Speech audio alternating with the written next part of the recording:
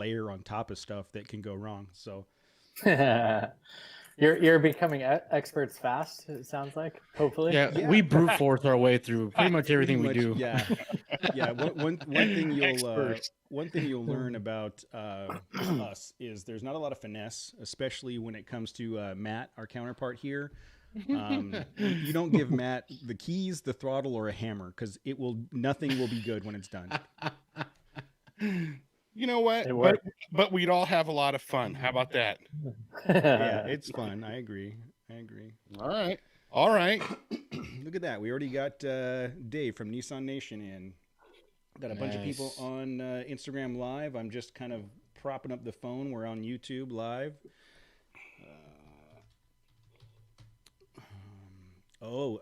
Dave, Nissan Nations, I have heard your potential theme song. I don't know if you've heard it yet, but it's pretty awesome. Yeah, dude, I heard it as well. It's it will not disappoint. Yeah. Okay, let me bring up my questions and then we'll get started. All right, Brandon, you ready? I'm ready. I'm going to go 3, 2, 1, and then I'll go silent for about 10 seconds so I can know where to start the record or clip the recording. And at the end of it, we'll say, thanks so much. Have a great night, but don't hang up. We'll do some cleanup afterwards. Guys, you ready? Yes. All right, 3, 2, 1.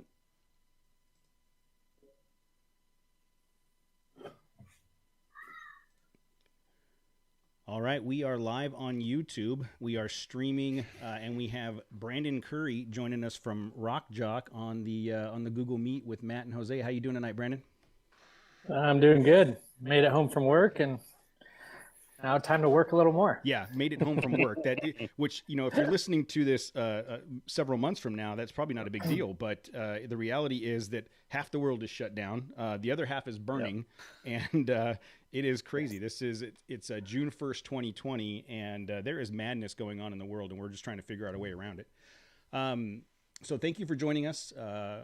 We connected. You and I don't know if you recall, but at SEMA, you and I did a really brief interview.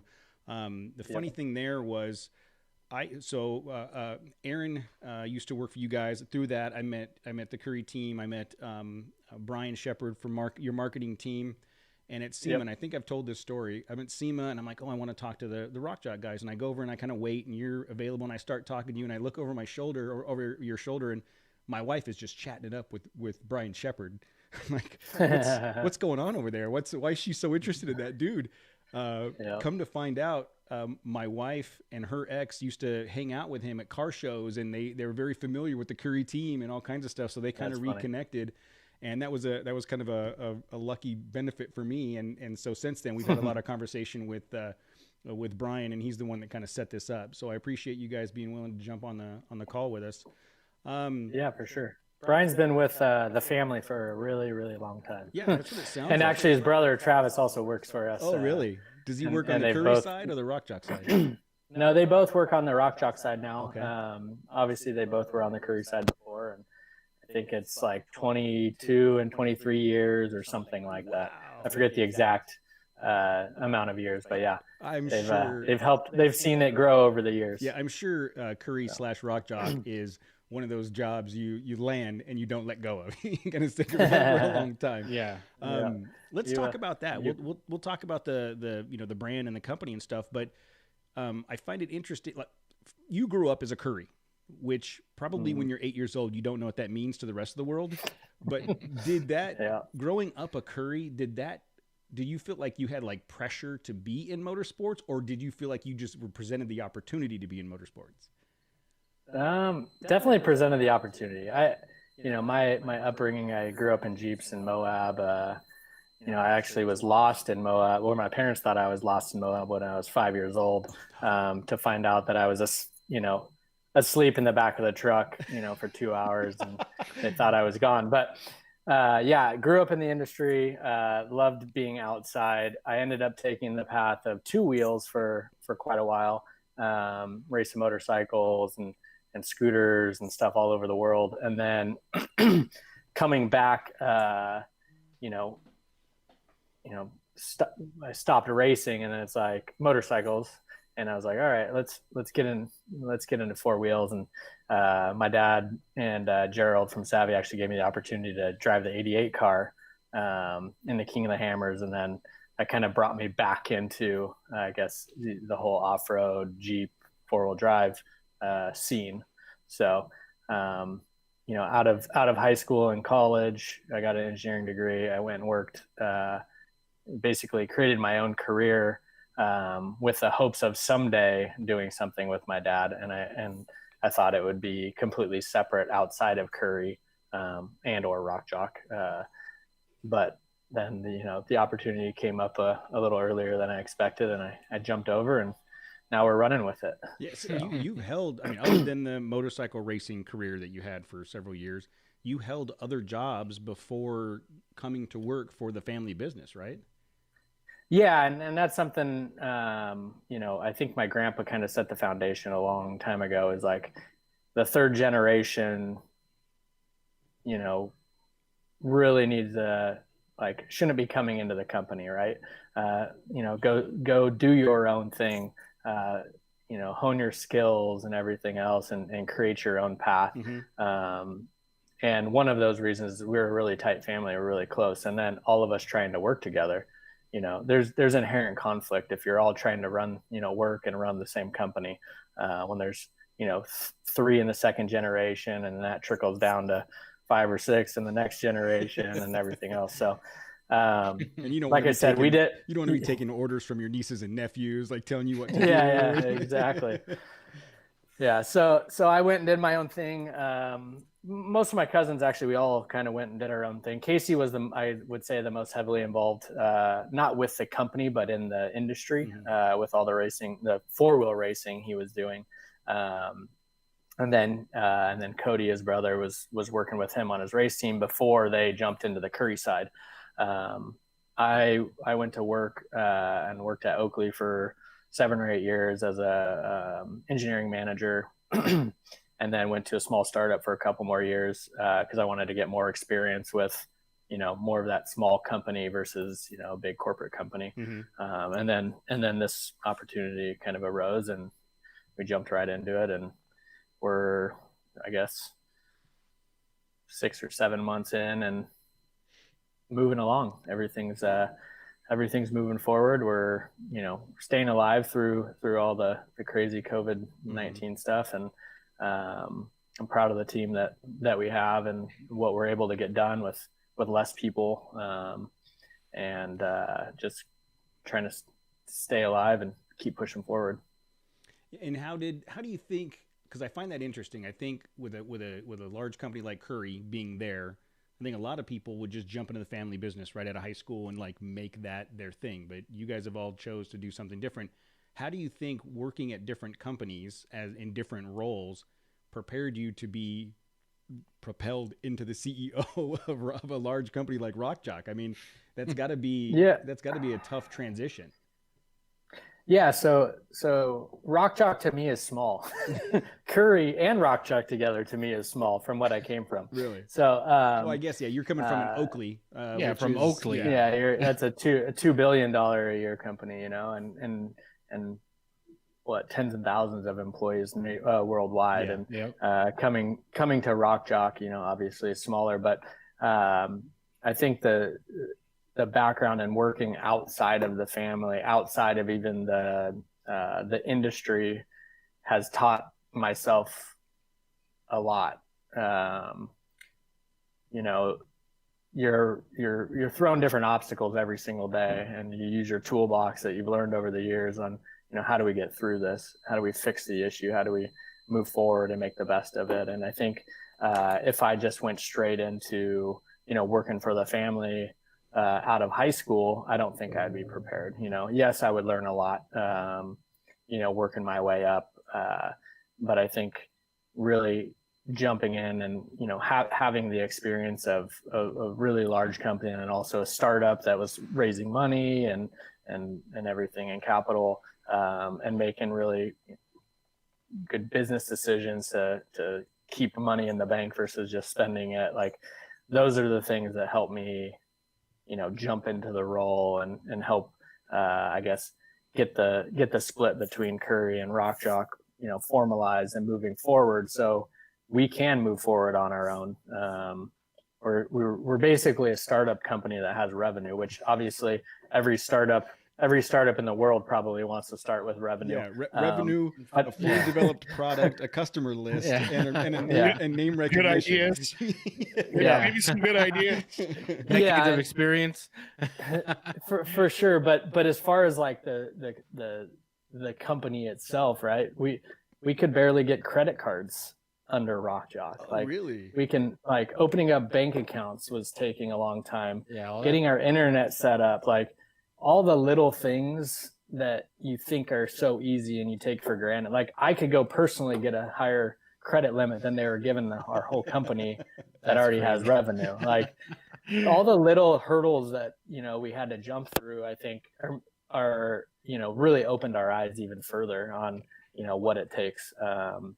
And, it's this whole learning experience, yes, we split a company. It was more like an acquisition though. We learned a lot, in, essentially purchasing a RockJock brand out from underneath Currie.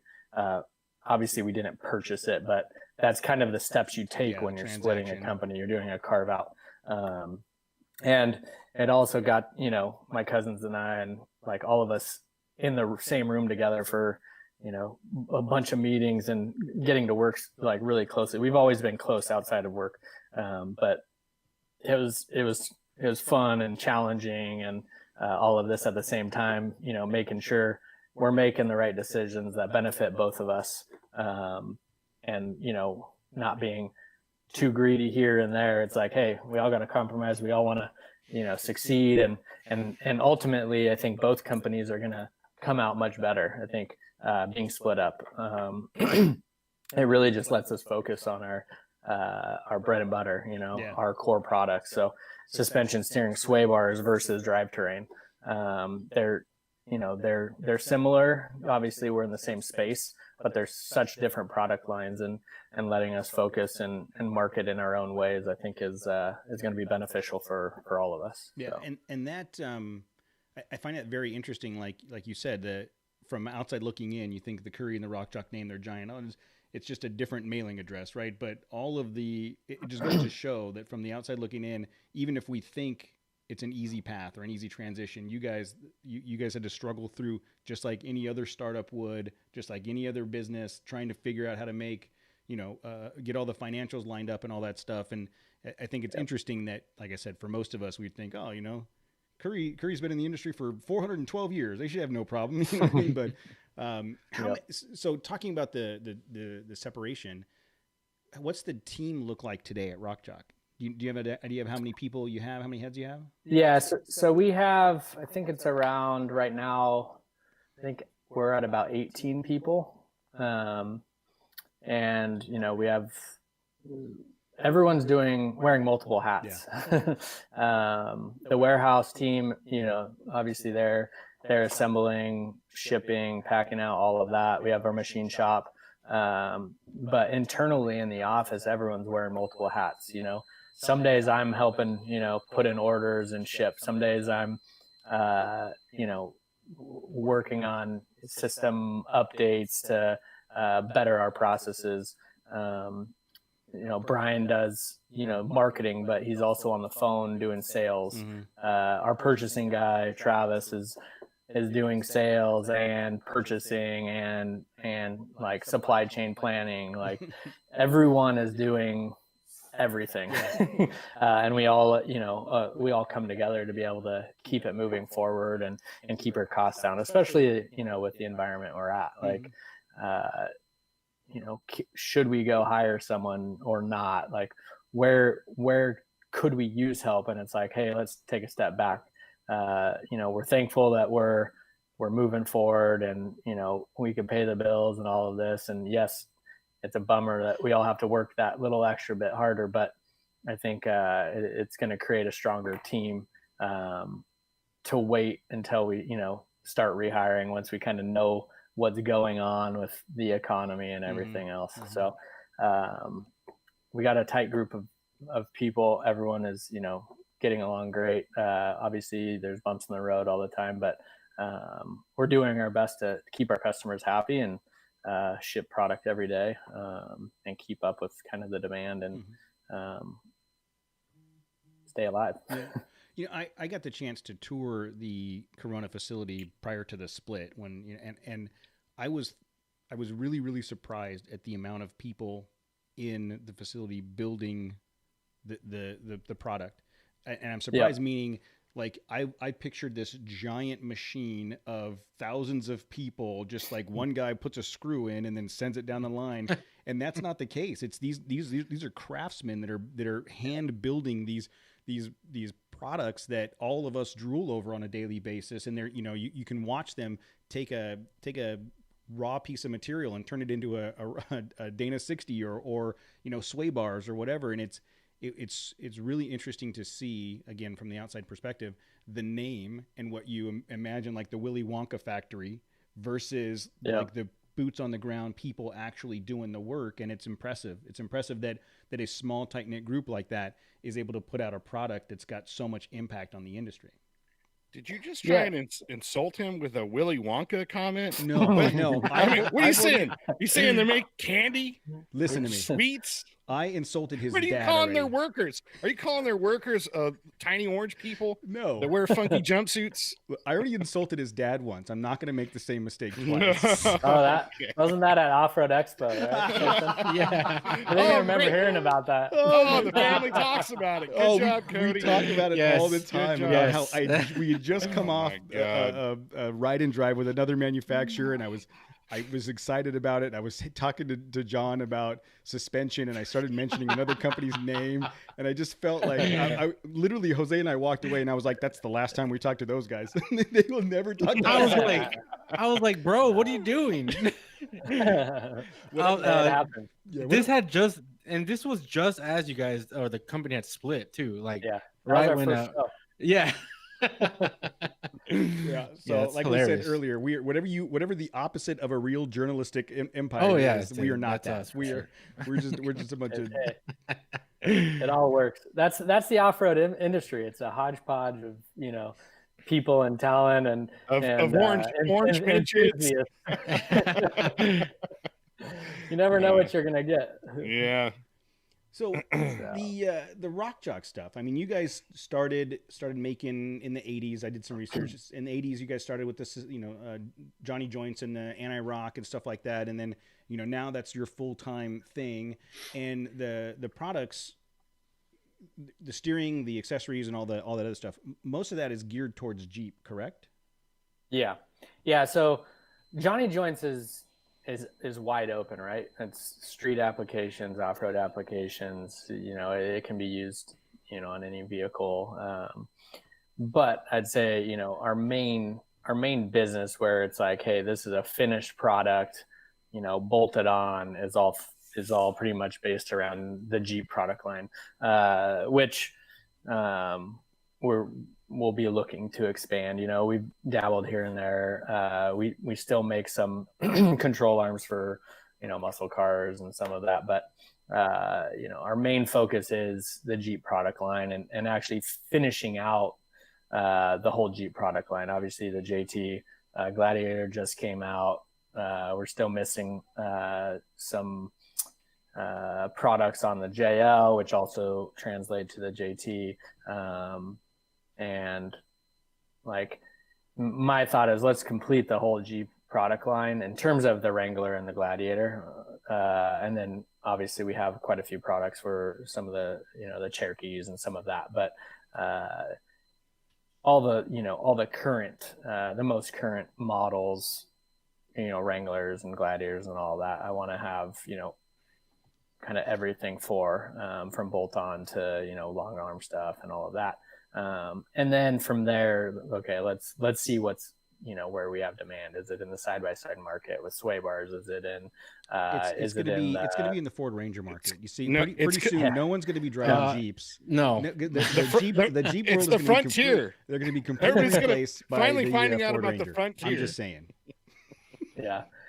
Yeah. So most likely the next street driven product will be the new Bronco. Yes. So yes. We're excited to see, what actually comes out and what we can make for that. I know Ford's put a lot of focus on it to kind of compete with the Wrangler. We'll see. Obviously, everything is pointing towards an IFS front, which you can make very capable. A little bit different than the Wrangler, but we're looking forward to bringing the ties of my dad and my grandpa. They all had Broncos for years and started exploring in Broncos, so kind of bringing some of that old memories and heritage back into RockJock and kind of see where it goes. I'm good with that though, because there's a lot of transferable parts from the Bronco to the Ranger. I mean, so there's not. No, there's not. You don't know for sure. I'm hoping. Speaking of the Bronco, Jose sent a video to us. There's I don't know if you saw it, but the Fast Lane truck has a video out of from Bronco Nation of Broncos actually wheeling. And wheeling in the mud. They you have to send it over. No, yeah, we'll send it. There's a demonstration of a rear wheel dig where they're trying to make it around a left turn, and that left rear tire locks up, and everything else spins around. And there's I just thought it jammed, like, oh, there's a typical Ford. It probably just broke down. Oh, they meant to do that. Yes, by the way, it was intentional, jerk. FYI, the Toyota Land Cruiser has been doing that for years. Yeah, whatever though. But it's a Toyota. No one wants that. Whatever though. That's not American made. The Tundra's more American made than the Ford F-150. That's probably true. What do you? So obviously you're focused on the business, and I'm sure you're spending 20, 30 hours a week at work. Nothing major, and then. And then, what are you doing? What are you doing on your free time? Like, I mean, you have the ability to do all of the things that we want to do on our free time. Like, do you go dirt bike riding still? Do you take the side by sides out? What kind of stuff do you do when you're not working? Product. It just depends. It depends on the time. So we spend a lot of time. Well, I have 2 kids, so we spend a lot of time at the soccer field and the baseball field until obviously recently.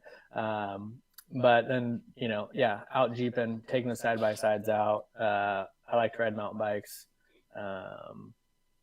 We have a place down at the river, so we're always down there also. And just, I like being outside, and I want my kids to be outside. So everything from, trips to Moab and, exploring in the Jeeps to hanging out in the desert and the side-by-sides and riding motorcycles and all of that to working, I think obviously it's work, but it's also kind of setting up the future and seeing something grow is fun. So I enjoy getting to the office and working through the hiccups of every day and coming home like, okay, we did something today. So that's also, I guess, part of the hobby is pushing the company forward. So, well, speaking of that, when you go out and do the stuff in the Jeeps and the side by sides, do you ever take products that are in development, put them on your rigs, and go out and test them yourself just to see how they work?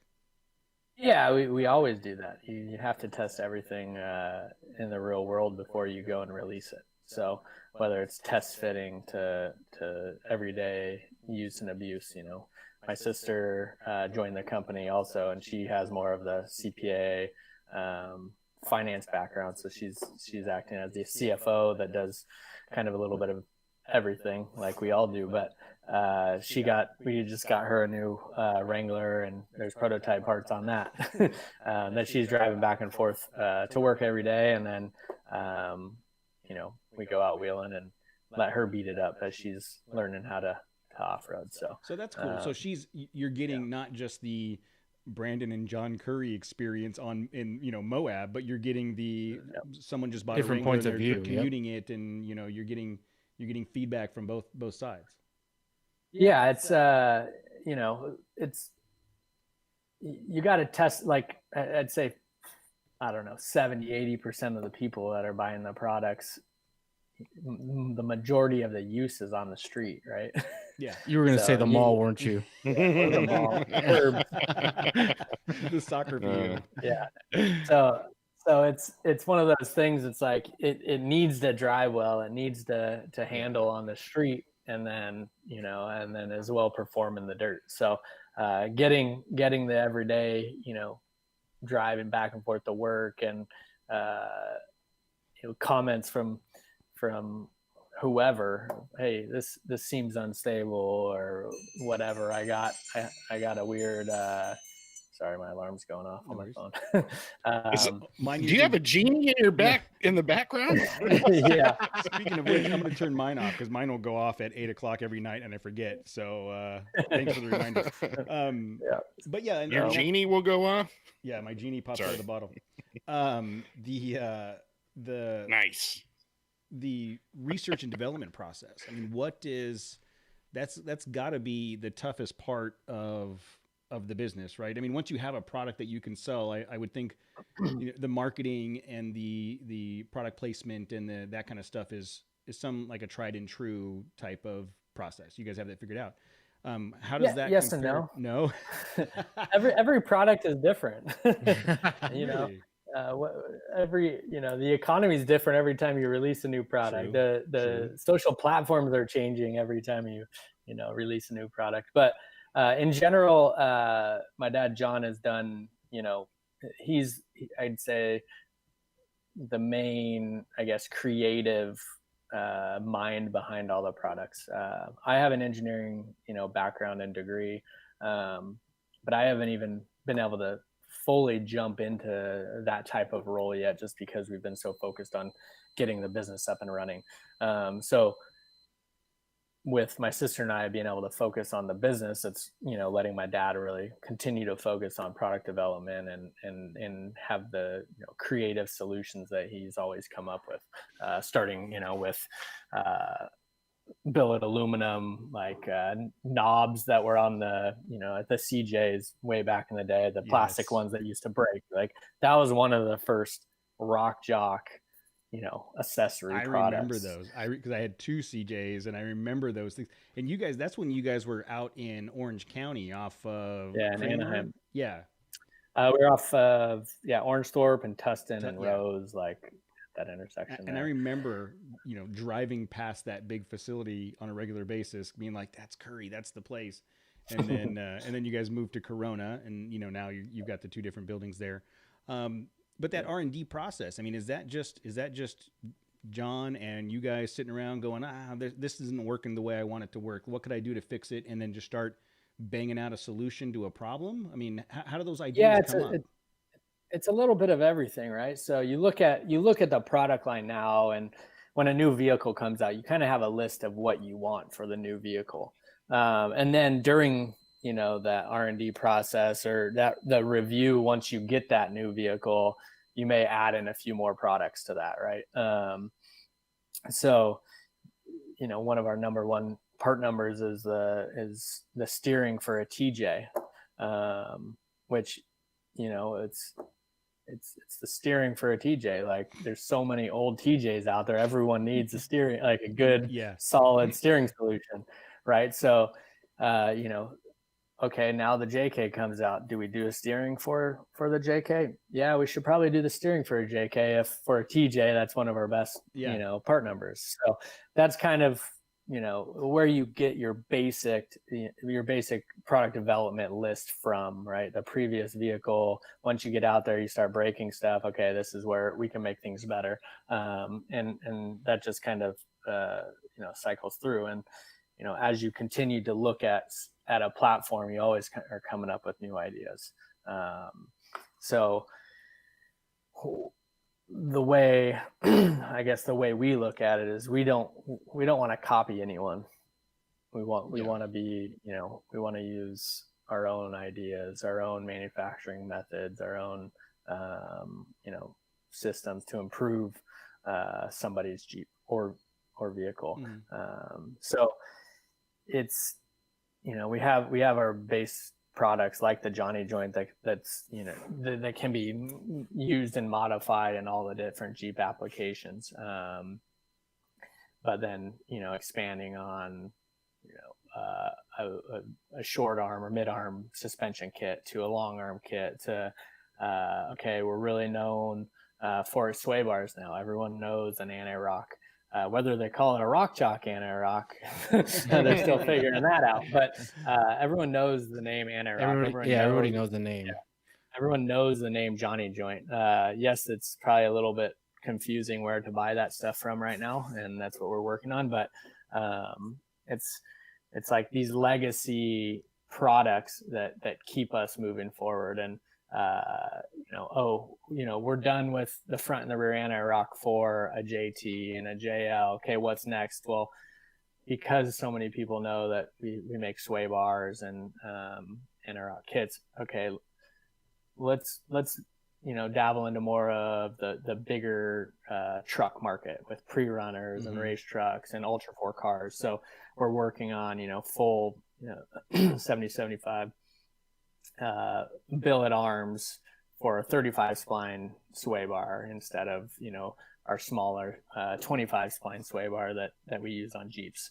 So it's how do we continue to leverage what's known into other markets? And to add to that, I mean, we're starting to see you've got the Overland build trucks, and that's even starting to grow into full size trucks with full Overland and rooftop tents. And the minute you load all that stuff on there, weight management, your factory sway bar isn't geared for that kind of stuff, and I think even those applications, because you guys are so well known for the sway bar kits and the performance of them, you could almost expand that into any vehicle that we're all bolting crap onto the back of and trying to go out and adventure in. Yeah, for sure. And that's something that we already have, prototypes in the works of different sway bars for JKs, JLs, and JTs for the added weight, for the rooftop tents, for people adding, 700 to 1,000 pounds in the back of their JK to go exploring for 2 days or a month. So we are working on more Overland specific sway bar kits for all of our standard platforms, and then even beyond that. So we already partner, I guess, supply certain companies that make sway bars for full size trucks, but that's another area that we could put the actual anti-rock name to use. It's resources. Product development costs money. And it's not even the money to develop the product. It's it costs a lot of money to have inventory. So when someone wants to buy something, that you could actually sell it to them. So that's where you have to balance everything out. We had a conversation with the Nissan guys a couple weeks ago, and we had the conversation about R&D and about how it costs $1 billion before you even get a truck off the lot, right? I mean, I'm sure that ratio for parts and manufactured goods like what you guys doing is also pretty high. For a $200 part, there's probably exponentially more R&D time and material costs and tooling. And getting now you got to take one of those guys in the shop that's been building X product, teach him how to produce the X product, and all of that. How do you manage all that? I mean, do you guys have like product roadmaps that you're trying to work from, or is it are you responding to customer demand? Yeah, it's a little of both, right? We do custom stuff for customers that are buying in quantities. So it's a little of both. If a customer comes and say, "Hey, we need this, we can sell X amount of these a year," it's like, okay, how do we prioritize that over the next project? And really, releasing product is it is a lot more than just the development of the product. How do you market it? How do you have install instructions, which are a pain. You got to market it, get it on your website, create part numbers, set pricing. So you have market research on what can the market actually bear to pay for this, and how much is it going to cost us to make? Is it even worth it? Can we actually make any money on this product? And those are all the things that you learn with each new cycle of development, and it's fun. You think you have it figured out, and then the next project throws a little twist at you. So and I'm sure the next product probably spawns the next product, which then spawns the next like as you have success in this, that gives you the resources and confidence to move on to that, which then grows into this, right? I mean, I would think it's kind of exponential like that. Yeah, it's as you see certain products take off, it always makes you think like, hey, how do we use what we learned here over in this other segment? Or this product is doing so well on this platform, what other platforms can we use this on?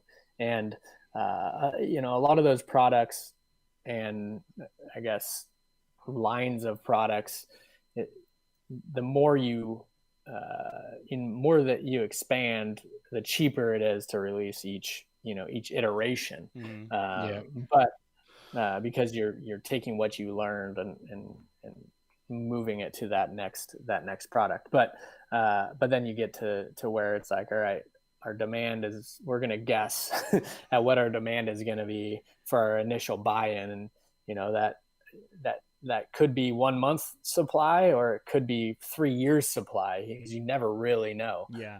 So it's, if it's 3 years supply, okay, now you laid out a lot of cash that's going to be sitting in inventory for a long time. Yeah. So how do you somewhere else? Yeah, and that capital, when you invest that capital in one thing, you've now tied it up, and you can't invest that capital in something else until you get more. That's got to be a constant balance, trying to figure out pros and cons, and that's got to be. I mean, part of it's probably fun, like the challenge of coming up with the solutions, but it's also got to be kind of nerve-wracking. Yeah, it is for sure. And different parts that require, a lot of tooling is even more nerve-wracking, right? It's one thing to go laser cut, parts out, because you can start with pretty low volume, and there's not much tooling costs and everything else. But when you start forging and casting parts, you have a lot of money in tooling, and you got a lot of money invested in the lead times and everything else. So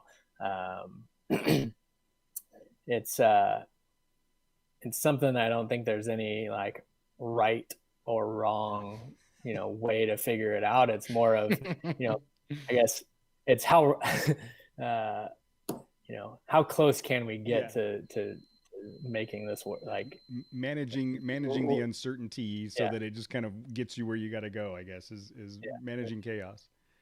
Exactly. Well, so looking at the product line, and you've talked a little bit about expanding, what's the end goal? Have you guys defined what RockJock's going to be in 3, 5, 10 years? I mean, do you have an idea of providing suspension products for everything on the market, or sticking with the race stuff, or have you had the chance to define that yet? Yeah, really, it hasn't been specifically defined. I think we all saying, like, my dad and I, and even my sisters, our main goal right now is is to define our processes internally, so we can provide kind of the best product and best customer service we can to our customers, whether that's a WD account or a direct customer or a jobber or a mom and pop shop, whatever it is. Like, how do we set up our company so everyone feels like they're part of, they're part of the success of the company? And that's kind of what we're focusing on right now. How do we become more efficient, so we can spend more time answering questions for the customers and all of that? So, the short-term goal is, like I said, to complete the product line for the Wranglers, basically the JL product line and the JT product line, and then expand on the JK product line a little bit. And then I'd say next is, where can we focus on, pushing further into the whole, the anti-rock brand underneath RockJock. How do we expand on that brand that's so well known? But as far as, our 3 to 5 year goal is, get people to really understand the difference between Currie and RockJock. With, Currie is obviously a legacy name and company that focuses on drivetrain, and RockJock is, that same family and legacy, but focusing on suspension, steering, sway bar, more of the components in kind of the off-road industry. Yeah, I feel like and, you guys and got also the better starting deal. to push back into the the street market as well. Yeah, you guys got the better deal. They're doing drivetrain. You get to do everything else, like all the fun stuff. Yeah. I don't know. They're both fun. Seeing a big, fabricated housing and, connecting, 40-inch tall tires together is pretty cool. Yeah. There's a lot of mechanical stuff involved with that. That's fun. We had talked one time about the comparison of off-roading versus like drag racing and power sports. And I was telling them how when I was touring your facility, there was this giant third member with these like 12-inch axles, and Brian said it was for a drag racer, and it was like that big around but only that long. And it just looked really cool to think of something that beefy but squatty to get. Well, I guess Matt's so beefy small and squatty all at the same time, so I'm used to that. That's cool. He's not even paying attention to me anymore. So as the product grows, I mean, again, going back to your facility, you guys have a lot of space there. As the product grows, are you going to be able to expand and continue to produce stuff out of the Corona facility? Are you guys planning on staying there long term? Yeah, right now we'll be here for at least 5 years. I think we're, or maybe 4.5 more years is our current lease on that building. But I don't see us moving right away. I think we still have room for efficiencies within our building and being able to inventory more and produce more. We have a decent sized machine shop that services both, our own products. And then we also do some machining for outside vendors as well, just to, keep the machines all running and making sure we're paying the bills, right? Yeah. But 90+% of it is, we're making products for our own company, and and we like to make stuff in-house. It gives us the control if, inventory is running low on certain things. Hey, let's shift, a few projects, or, let's shift the schedule around in the machine shop so we can jump on this and, have it back in stock in a few days versus months. When you're relying on other companies. Yeah. So we try to do as much as we can in-house, and even if it's not, the most efficient way, but to still provide, a top quality product. Yeah, well, I think by doing it, but by doing it in-house, you also have control of the quality that's coming out too. For sure. I think that's another thing. It's the guys in the shop take pride in what they're doing because they know it's going into our own product. And if there is something wrong with it, they're going to have to redo it. They're going to have to hear about it. So for sure, I think it does keep the quality at a higher level. And obviously there's tons of good partners to work with that have very high standards, from, laser cutting vendors, powder coat, machine shops, all of that. But definitely, having a product manufactured under your own roof, there's a lot of big benefits for it. For sure. You'd talked about developing processes, and I am a spreadsheet nerd. Like spreadsheets. Major Matt, understatement. Don't give me that face, Matt. No. Look, if we're gonna have an opportunity to talk about flowcharts, spreadsheets, here we go. charts, and we don't have like to. That's my We don't have to jam. talk about like, that stuff. I should have started a show about nerd stuff, not this stuff, because I have more fun on spreadsheets. So going back to that, how much of the process stuff are you borrowing from previous experience, and how much of it are you developing whole cloth from the ground up? Yeah. So, coming from a very large business that everything is, flow chart spreadsheets, standard processes, all of that, to a startup where, you know, we were creating all the new processes and standards and everything else. That's kind of, you know, what we're doing with RockJock. A lot of the processes and standards were just developed over the years, and were they right or wrong? No, but how do we look at those, and how do we make them better?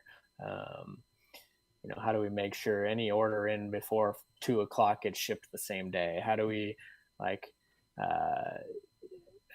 take care of our customers in a timely manner with a limited staff on the phone?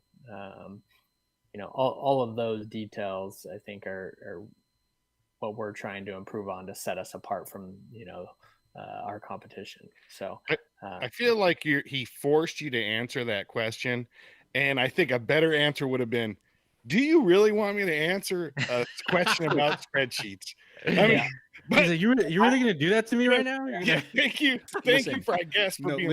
He's going to do all kinds of whatever nerd show he's trying to start, I guess. Listen, and he's trying to recruit you for a nerd. Brandon is going to go do a bunch of different shows. He's going to do the circuit. He's going to talk to other off-road shows. Nobody else is going to ask him about spreadsheets. That's the kind of content right here. Exclusive content right here. He already remembers you from insulting his dad. Yeah. He didn't remember you about spreadsheet questions. I mean, come on, man. I accidentally pushed accept before I realized. No. Exactly. Hey, what's the over-under on how many times they talk about that every week? No, look, they don't talk about it. I will say, we were at the four-wheeler adventure expo, and your dad was walking from the entrance, and he walked, and he looked at us, and we were like, "Hey, John," and he turned, and he came back to talk to us, and I don't know if that was because he recognized us or didn't recognize us.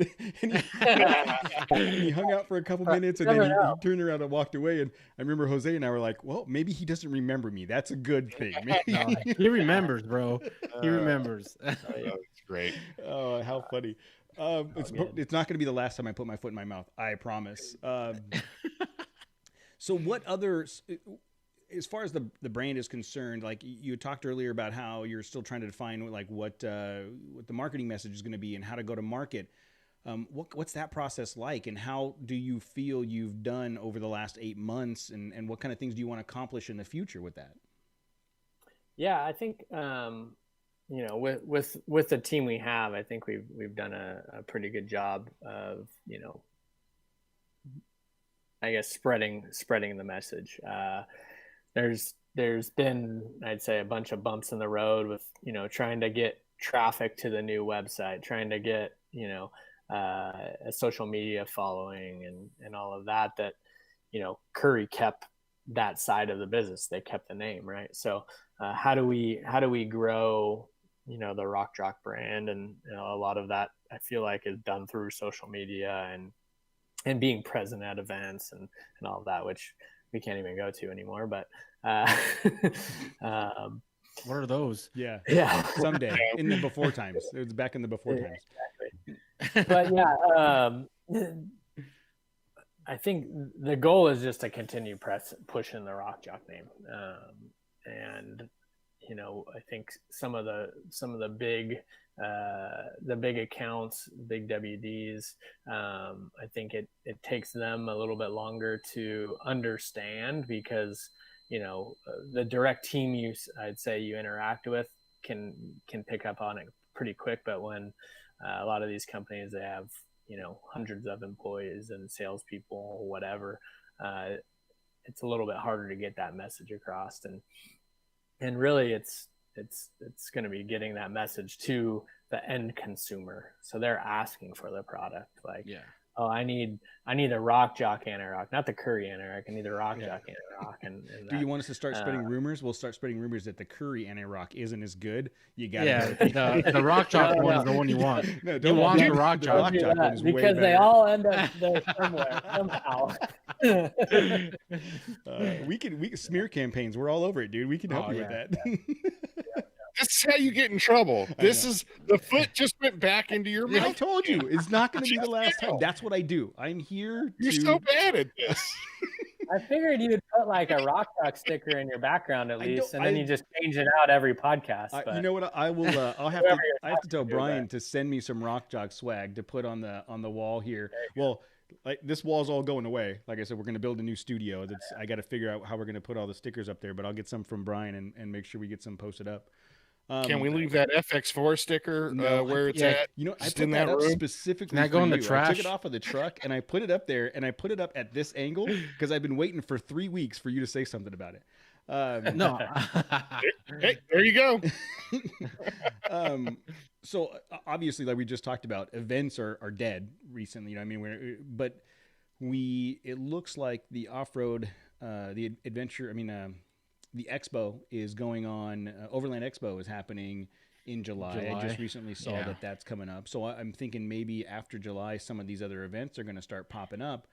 When they do, are you guys going to hit the event circuit pretty hard? Yeah, we're still kind of playing that all out and trying to understand exactly how we want to kind of jump back into it and make it worthwhile. Our plan is to be at Overland Expo, but I guess, you know, as everything starts to open up, as we learn more about, you know, how the events are going to run and people are going to attend them, I think it's kind of, you know, as everything's thrown at us, we're going to make decisions. Yeah, everything's fluid right now. That Phoenix could burn down between now and then. Who knows? I mean, it's nutty out there. Oh, wow. Well, good thing it's in Flagstaff, not Phoenix. No. Well, I'm thinking we've got a listener named Tim in Phoenix. He'll probably be the first one to light fires out there. He's the one that's going to start the trouble in Phoenix and then trickle into Flagstaff. Run up the mountain. Because those events, I mean, talking about getting your name out there and the brand, that those events seem to be like a really good way to connect face to face with customers and really make them understand what the product and the brand is, right? I mean, do you agree with that? Yeah, for sure. I think, and for us, it's hard to track, you know, okay, what were your sales from this specific event? And I think we have to look past that. We can't be looking at the you know, the dollars and sales that we do in an event. It's more of the impressions we got, right? And you know, meeting, you know, potential customers face to face and creating that, you know, you're part of the family, like, let us know what you need, feeling. And I think that's, you know, that's what I like enjoy and what I like to see. It's like, hey, we're all in this industry, right? We all enjoy being outside. You know, let us help you enjoy it more, you know, with our products. Let's help you get further and not have to worry about, you know, your vehicle breaking down or something, right? And how do we make them feel like they're part of the family and can trust our products and ultimately buy from us, whether it's direct through a distributor or whatever. It doesn't matter to me as long as you're you know, running RockJock product. And we start seeing more stickers out there on people's vehicles and you know, getting tagged in posts on social media more and more. That's kind of what makes me smile and get up every day. So. Well, and I see it. I mean, I've been following your guys' media stuff for a long time, you know, through the connection with Brian and Aaron when he was there, and I've seen you guys, the social media stuff growing, and it appears that, you know, my perspective, the brand recognition is getting more noticeable. You guys have those bitchin' Jeeps that are all, you know, that look just super cool. Every time you see pictures of them, I'm jealous. They all match. Yeah, they all match. That's cool. But I think that to your point, you know, in today's world, growing, because we can't be out there face to face, growing the social media presence is such a big part of how you get your brand recognized. And I mean, there are companies that spend millions of dollars with full-time agencies doing exactly that, trying to build brands. And that's one of those things that, you know, we fight with it all the time, trying to grow a brand on social media. And, you know, what do you do for the next thing to get the next 10 people to follow you, right? So, but I think it's a combination of your guys' the legacy of your name, and then what you just said about making people feel like they're part of the family. I've always felt that from the Currie brand, from the RockJock brand, because you guys are always willing to talk to us, or you know, when I see you guys at booths, you're hanging out with people, having a good time. So I mean, I guess I'm no prophet, but I mean, it looks like you guys are doing the right things and you're going in the right direction. Yeah, I think for us, it's like there's so many, you know, you can go out and buy followers all you want, right? But that's not going to translate to sales, so it doesn't do you any good. That doesn't do anything. I'm up for sale. Just I didn't know that. I didn't know that was a thing, but I'll follow anybody for some money. A little bit. Yeah. So for us, you know, that whole organic growth of just being part of the community, you know, responding back, answering questions, being available. I think that's the approach we're taking. You know, there may be quicker ways to grow, but you know, I don't think that's going to necessarily change what we're selling. I think growing organically, interacting with our potential customers, interacting with, you know, enthusiasts that are out off-roading using their vehicles is kind of how we've kind of staged or set ourselves up to grow our platforms. So yeah, well, you guys are doing it. Your product is fantastic. It's got a long history of performance. You guys are, you know, participating in all the races. I mean, you look at any of the Ultra 4 cars, there's anti-rock sway bars on all of them. I mean, it's, you know, I feel like, and again, I find this very interesting looking from the outside. I feel like, from my perspective, the RockJock name is already a big name. Like, you know, it's already in the industry, and it's like an industry standard already. Yeah, it's an industry standard. There, you know, it's a staple. I think it is for sure, and I think part of that is also from the axle side, right? So the RockJock 60, the RockJock 70, and all of that had gained a lot of traction, and you know, they are rebranding, remarketing their, like the off-road or Jeeper ends as, you know, Currie 60, Currie Extreme 60, Currie 70, all that. It's not as cool. It doesn't sound as cool. It's different. My dad came up with that name, RockJock. Yeah. So he's taking it with you. So we had to obviously keep that. That's what I'm saying. The RockJock name is super cool. You know, Extreme 60, whatever with that. Yeah, no, it's one of the, it's definitely, it's a big, well-known name. Now it's just getting it back reconnected with, you know, our product line, and, you know, the Johnny Joint is part of that family. The, you know, the anti-rocks are part of that family. Correct link steering is part of that family. Like, how do we, you know, connect everything back together? And that's what we're working on, trying to make sure everyone knows.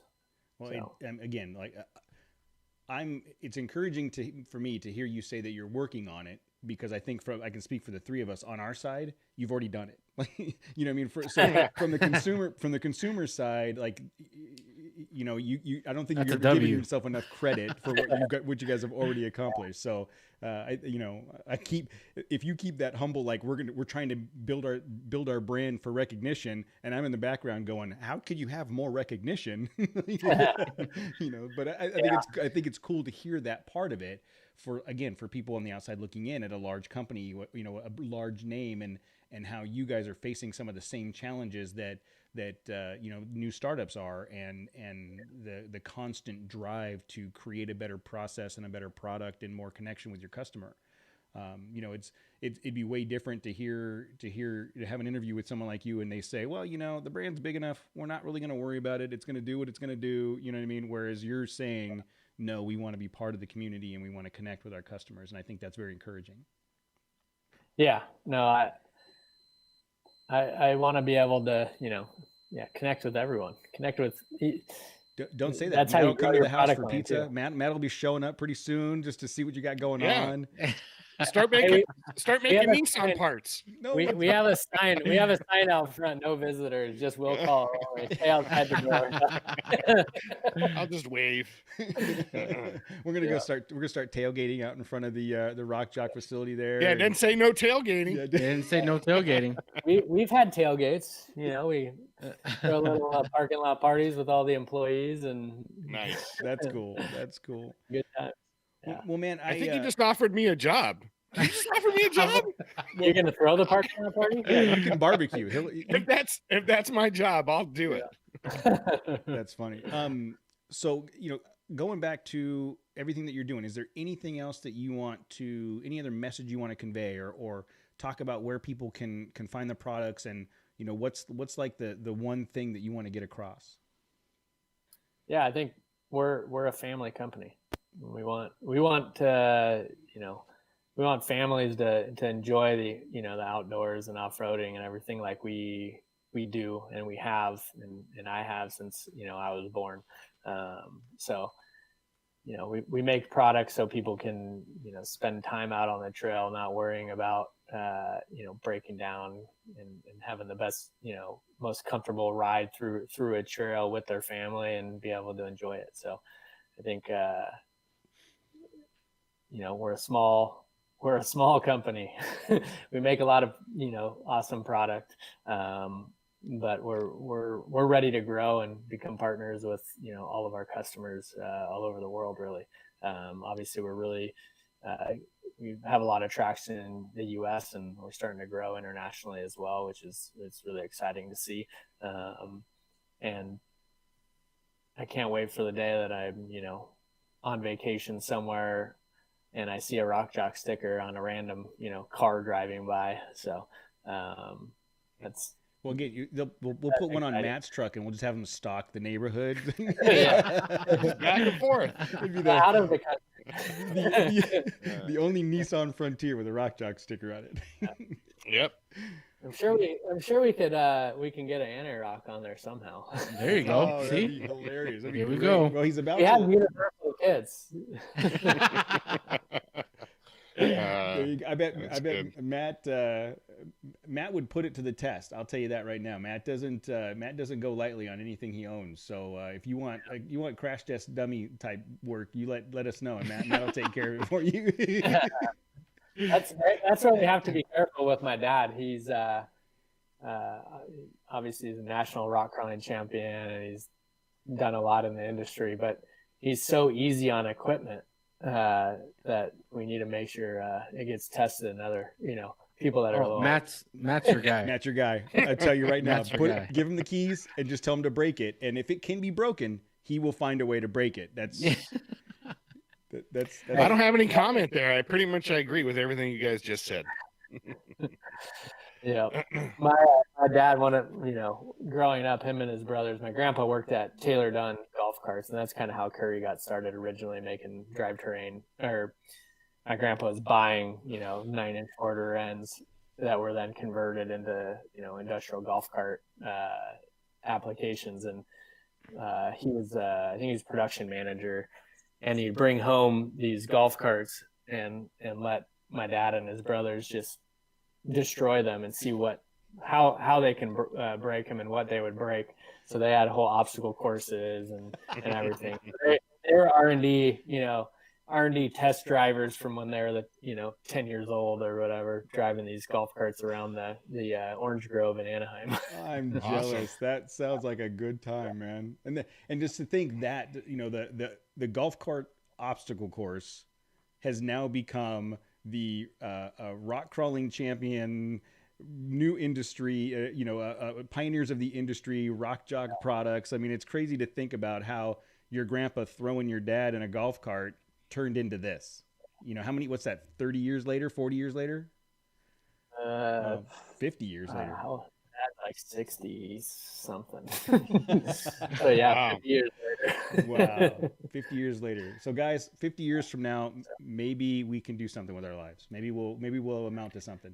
Maybe we'll see a trail chaser sticker on a car other than our own. Other than our own. Yeah, other than mine. Exactly. That's awesome. There you go. All right, man. Well, I appreciate you coming on, especially considering that I insulted your entire family once before, and you guys just kind of let it go. We'll try to forget about that someday. It'll never go away. Jose brings it up all the time. Yeah. But no, thank you so much for joining us and for coming on and let us talk about your product and get the message out. And anything we can do to help going forward, we're here to help. I mean, like I said, to us, the RockJock name is a staple in the industry. It's, one of those products you look at and you go, man, someday.